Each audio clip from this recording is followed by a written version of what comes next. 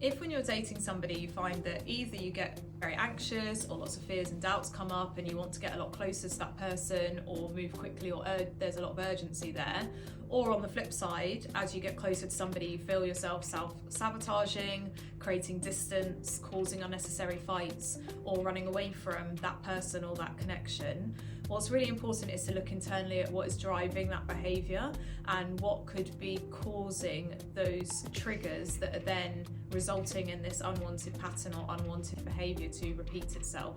Because usually this is coming from something subconscious or a previous pattern that is essentially being repeated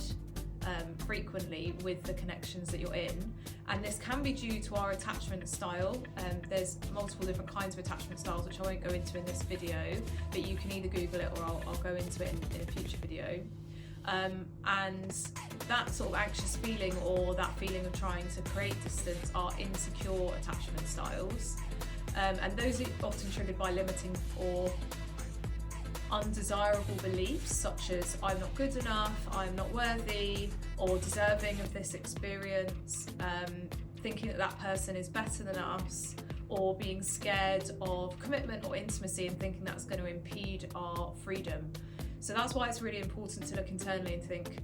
when I get triggered, what are the circumstances surrounding it, or what are the situations that cause me to feel triggered and then result in this behaviour? Because if you can bring awareness to what is triggering you and what is resulting in that behaviour, you can then start to challenge it, create more secure beliefs such as I am good enough, connection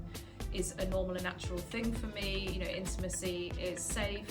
I can have an interdependent relationship without it necessarily suffocating me. But until you understand where that trigger's coming from, it's quite hard to then understand the underlying subconscious belief or limiting belief and then change it. Once you figure out what is triggering this behaviour or this pattern to show up, and the maybe underlying belief that you need to shift, the most important thing is to emotionally regulate. So try and become much more calm and centered, so that when you are triggered and you feel that rise in emotion or that desire to repeat that behavior, because you're more calm, and you can do that through breath work, meditation, exercise, yoga, whatever works for you, you can then look at it more objectively and go, okay, actually I don't feel good enough, or I'm putting this person on a pedestal, therefore I feel like I need lots of reassurance or commitment, or need to move this forward quicker so that I then feel safe and secure in this relationship. And rather than then chasing that person or trying to move it forward quicker, you can intercept that pattern and go, you know what, I don't actually want to repeat that, because I know that